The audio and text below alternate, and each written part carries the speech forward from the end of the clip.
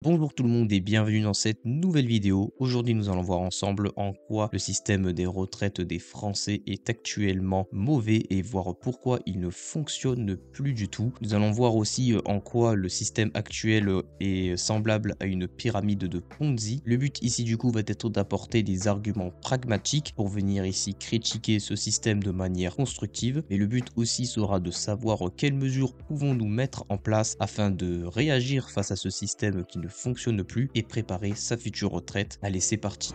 Avant de commencer, si c'est la première fois que vous tombez sur cette chaîne, bienvenue. Moi, c'est Maël Finance et sur cette chaîne, on parle de finances personnelles, d'investissement en bourse et d'actualité économique. Et le but de cette chaîne est entre guillemets de faire émerger l'investissement et de prendre en main ses finances ensemble. Donc, si ce genre de contenu vous plaît, n'hésitez pas à vous abonner. Ceci dit, c'est parti. Nous allons voir en quoi le système des retraites des Français est actuellement pas bon du tout. Alors, premièrement, pour parler de retraite, le but ici est de comprendre comment fonctionne ce système. Alors par définition, nous avons en France un système de retraite par répartition, c'est-à-dire que c'est un système solidaire dans lequel les actifs, donc ceux qui travaillent, paient les pensions des retraités actuels. Donc ce système est financé par des cotisations qui sont directement prélevées sur le salaire des employés. Il sort que dans ces cotisations-là, nous avons 60% de la part qui est destinée à l'employeur et 40% à l'employé. En ce qui concerne l'employeur, il cotise à hauteur de 8,55% du salaire brut pour la retraite plafonnée et à 2,02% pour la retraite déplafonnée. Et ensuite, nous avons ce qu'on appelle une retraite complémentaire, donc ici la CEG, la contribution d'équilibre général, et la CET, contribution d'équilibre technique. Alors, il faut savoir que ce système de retraite complémentaire fonctionne par tranche et dépend en fait du montant de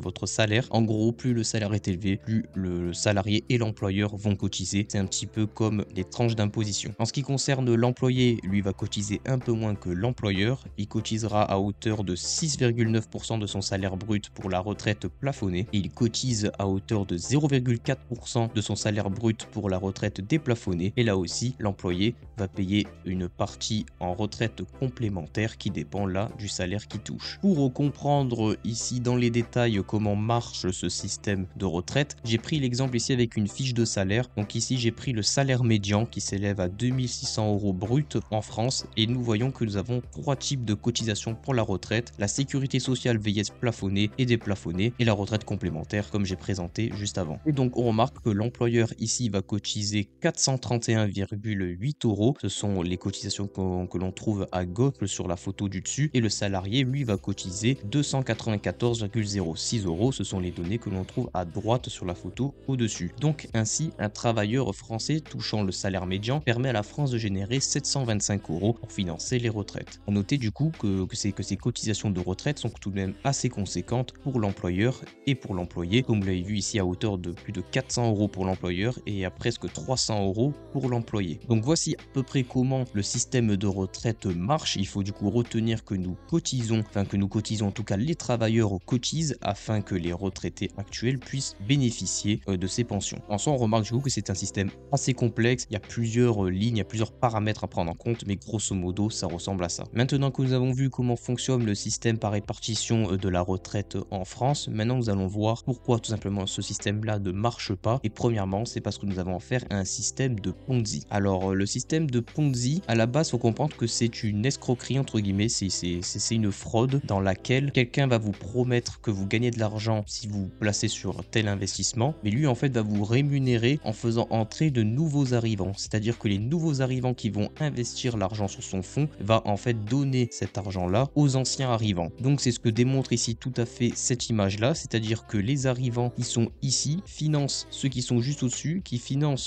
ceux qui sont juste au-dessus, qui ensuite financent en tout dernier celui qui a l'initiative, si on peut dire ça, de ce Ponzi. Et ça, en fait, ce système-là, c'est ce qu'on appelle simplement une pyramide de Ponzi. Là, ici, en l'occurrence, ça serait les retraités, et ici, les jeunes travailleurs, ici, les travailleurs de l'âge moyen, si on peut dire ça comme ça, et ici, les travailleurs qui se rapprochent de la retraite. Et en fait, comme toute pyramide, que ça soit de Ponzi ou pas du tout, pour que ce genre de système marche, il faut qu'il y ait tout le temps de nouveaux arrivants. Et il est là, en fait, le problème actuellement, c'est que nous avons de moins en moins de nouveaux arrivants pour financer ce système-là. C'est pour ça qu'ici, j'ai mis une deuxième image que je trouve très révélatrice. En fait, ce système marcherait si nous avions une bonne pyramide des âges. Là, ici, c'est ce que montrerait cette image, c'est le fait qu'ici, en bas, nous ayons plus de cotisants cotisants que tout en haut ici, mais en fait la réalité c'est que actuellement en France nous avons beaucoup plus de personnes ici tout en haut, donc c'est-à-dire que nous avons trop de retraités par rapport au nombre de gens qui travaillent et qui cotisent pour financer ces retraites. Et donc c'est pour ça en fait qu'on pourrait extrapoler et dire que le système de retraite français est une pyramide de Ponzi. Car en soi il ne faut pas oublier qu'on ne cotise pas réellement pour la retraite, il faut bel et bien comprendre que ceux qui cotisent entre guillemets, donc tous les travailleurs, c'est pour payer en fait les pensions des retraites actuelles, mais il n'y a rien qui ne garantit que dans 20, 30 ans, 40 ans, ceux qui cotisent actuellement seront payés. Et c'est ça en fait la fourberie, c'est pour ça qu'à la base c'est une fraude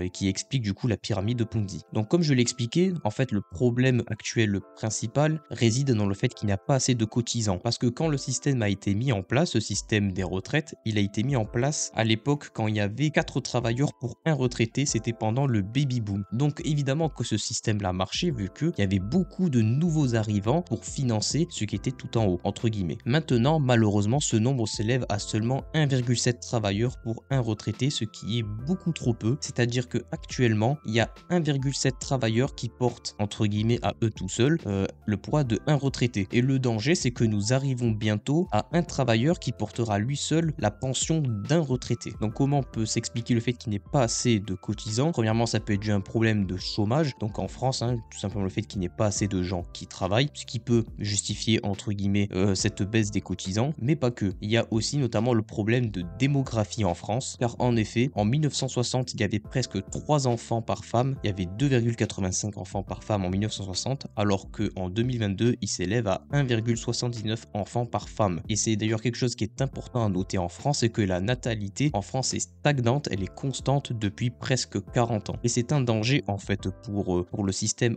actuel des retraites, car ce sont toutes ces raisons qui le rendent très instable à l'avenir, et il est même en fait déjà instable. Et ce système de retraite a des répercussions sur le pouvoir d'achat des Français et sur l'économie en France. En effet, ce système de retraite a des impacts sur l'économie en France, car malheureusement la France est obligée de s'endetter en fait chaque année pour financer le système des retraites. C'est-à-dire que les cotisations qui sont déjà énormes de la part des travailleurs français et françaises ne suffisent pas à payer les retraites des retraités actuels. Donc ainsi la France s'endette pour financer ce manque. Selon le Premier ministre actuel François Bayrou, l'État financerait 55 milliards d'euros par an pour financer le système des retraites. Ce qui du coup participe encore à l'endettement encore plus et encore plus de la France qui pourtant est déjà dans une situation assez instable. Et ce système de retraite là, il a aussi un impact qui est là aussi très mauvais, c'est qu'il fait baisser le pouvoir d'achat des Français. Car en effet, il faut aussi noter une chose que j'ai rappelé plus haut, c'est que les travailleurs financent un système dont ils ne sont même pas sûrs de pouvoir en profiter un jour. Que en fait vous cotisez. Actuellement nous surtout les jeunes, je me prends comme exemple ici, car j'ai seulement 22 ans, je vais avoir 23 ans cette année, et en soi il est tout à fait possible qu'en fait je cotise pour en fait ne jamais avoir de retraite, parce que si la retraite est décalée à un certain âge ou tout simplement ce système là n'est plus finançable, au final j'aurais cotisé pour rien. Et c'est notamment ce que j'ai noté ici dans les dangers, c'est que nous avons le danger principal, c'est l'augmentation des montants des cotisations, car on l'a vu, la France est obligée de s'endetter pour financer son système de retraite, donc la France pourrait tout à fait dire que nous allons encore plus taxer, on va dire, les salaires pour pouvoir avoir des rentrées d'argent pour financer les retraites. Mais sinon, il y a une mesure qui du coup a été faite par Emmanuel Macron, c'est de décaler tout simplement l'âge de départ à la retraite. Lui, il a décalé l'âge de départ légal à 64 ans progressivement. Donc c'est-à-dire qu'en France, on cotise toujours plus, mais pour avoir moins de droits. Ça, c'est une petite aparté que je me permets de faire. Et selon moi, une deuxième chose que je trouve important de noter, c'est qu'entre guillemets, c'est de l'argent que l'on retire aux travailleurs dont ils ne peuvent pas profiter. C'est entre guillemets comme une privation. Parce que par exemple, il est tout à fait possible que quelqu'un puisse faire sa retraite soi-même. Ou par exemple, il pourrait épargner plus ou consommer.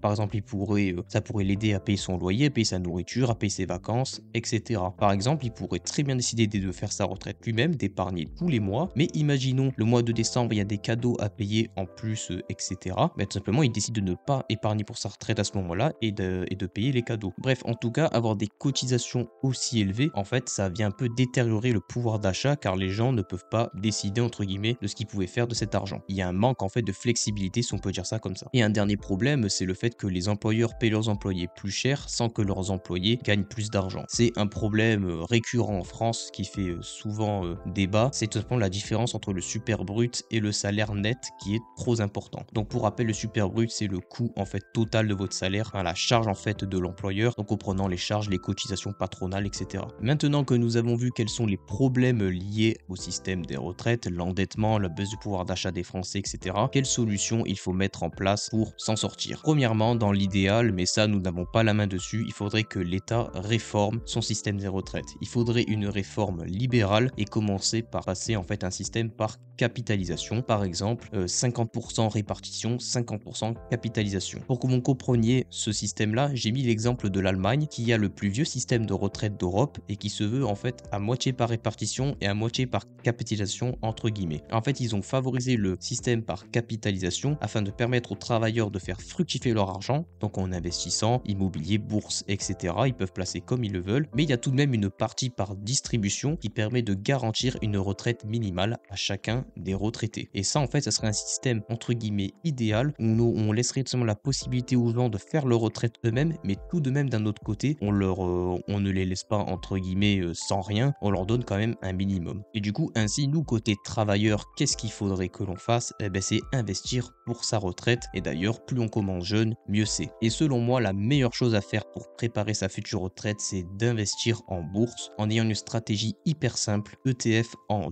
DCA, car en fait, c'est le moins risqué, le plus rentable, le plus simple, le plus rapide et le plus efficace. Et pour tous ceux à qui ça ferait peur tout simplement de passer à l'action et d'investir en bourse, il faut voir ça sur une très longue période de temps. Et sur une longue période de temps, la bourse est toujours gagnante. Là ici je vous ai mis un extrait du graphique du S&P 500. Ici vous voyez que ça n'a fait que monter, surtout durant les 20 dernières années, le S&P 500 a bien monté. C'est aussi le cas pour le CAC 40, c'est aussi le cas pour les indices européens. Ici j'ai pris l'exemple du S&P 500 car c'est le plus criant. Il faut savoir qu'il y avait encore d'autres indices qui ont encore fait mieux, comme le Nasdaq. Alors, en quoi consiste la stratégie ETF en DCA? En fait, c'est très simple, c'est d'investir le même montant tous les mois sur un indice boursier. En fait, DCA, ça veut dire Dollar Cost Average, ça veut dire investir le même montant, du coup ici nous, en euros, sur un ETF. Donc un ETF, c'est tout simplement un Exchange Trade Fund, c'est entre guillemets un sort de panier d'actions qui va reproduire le plus fidèlement possible un indice boursier, donc comme le Nasdaq, le S&P 500, le CAC 40, l'Eurostoxx 600, etc. J'ai fait pas mal de vidéos sur de nombreux indices, je vous invite à aller regarder pour pouvoir faire vos choix. Et en fait, ça c'est la meilleure stratégie. C'est la meilleure stratégie parce qu'il n'y a pas besoin de faire d'analyse, il n'y a pas besoin de prendre plus de temps, ça prend 10 minutes dans le mois, il faut juste investir le même montant tous les mois. Parce qu'en fait, on investit directement sur le marché, on ne prend aucun pari, et bien tout simplement, on sait que ça monte et au final, on est gagnant sur le long terme. Notamment, on sait que le S&P 500, par exemple, a un rendement de 10% par an sur maintenant 50 ans. Sur 40 ans, c'est 6% par an pour le CAC 40 et pour le MSCI World, qui est un indice qui regroupe le monde entier. Donc, c'est-à-dire que si vous voulez faire aucun pari, vous investissez sur cet indice-là à hauteur de là aussi 8% par an sur les 50 dernières années. Donc, au final, c'est une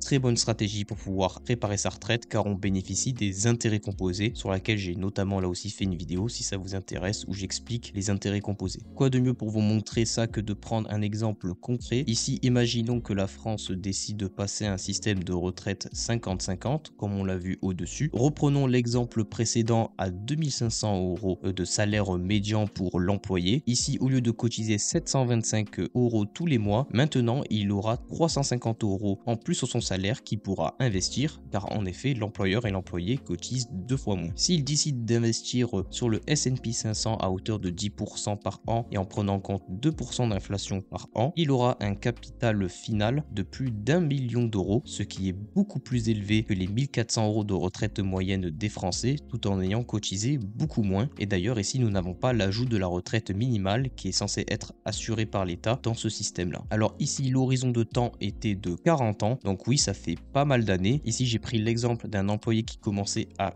épargner pour sa retraite à partir de 20 ans et qui décide de partir à la retraite à 60 ans, il pourra partir avec 3333 € par mois pendant 25 ans. Ici j'ai pris l'espérance de vie moyenne en France qui est aux alentours des 85 ans et auquel il faut bien sûr ajouter la retraite minimale donnée par l'État. Et peut-être que certains pourront trouver ça optimiste d'atteindre ce capital-là, mais en réalité c'est totalement possible grâce aux intérêts composés et pour cela je vous invite à aller regarder une des vidéos que j'ai faites sur ce sujet-là où je vous explique la formule mathématique logique qui se cache derrière ça. En conclusion, que faut-il retenir? Premièrement, il faut retenir que le système des retraites français actuel est un Ponzi et ne fonctionne pas et il fonctionnera de moins en moins à l'avenir. Une réforme libérale doit avoir lieu en France. Alors libérale, bien sûr, c'est entre guillemets, il faut que ça soit beaucoup plus libéral que la réforme actuelle et les travailleurs du coup devront et doivent faire une partie de leur retraite eux-mêmes. C'est pour cela qu'il faut passer à l'action. Je vous invite fortement à épargner et investir pour préparer votre future retraite. C'est quelque chose de primordial et bien sûr avant, assurez-vous d'être formé et apprenez à gérer vos finances et investissements. Pour cela, j'ai fait de nombreuses vidéos sur la chaîne sur différents sujets. Je vous invite à les regarder. Sinon, il y a d'autres très bonnes chaînes finance sur lesquelles il y a de très bons contenus que vous pouvez aussi aller voir. N'hésitez pas notamment aussi à lire, à regarder des podcasts, etc. Il y a différents supports. Mais retenez qu'en règle générale, pour préparer sa retraite, l'investissement en bourse est le meilleur placement. Et en fait, la bourse est le meilleur choix à faire pour faire sa retraite vu que nous avons une vision long terme et que nous, normalement, on compte prendre sa retraite dans longtemps. Mais pour cela, il faut commencer le plus tôt possible, le plus jeune possible. S'il y a des questions, n'hésitez pas à les donner en commentaire, j'y répondrai. Et si vous avez des avis aussi intéressants et constructifs, n'hésitez pas à les mettre en commentaire. Je vous remercie fortement d'avoir suivi cette vidéo jusqu'au bout. Si elle vous a plu, n'hésitez pas à lâcher un pouce bleu et à vous abonner pour ne louper aucune de mes vidéos. Je vous dis à très bientôt. Ciao, ciao.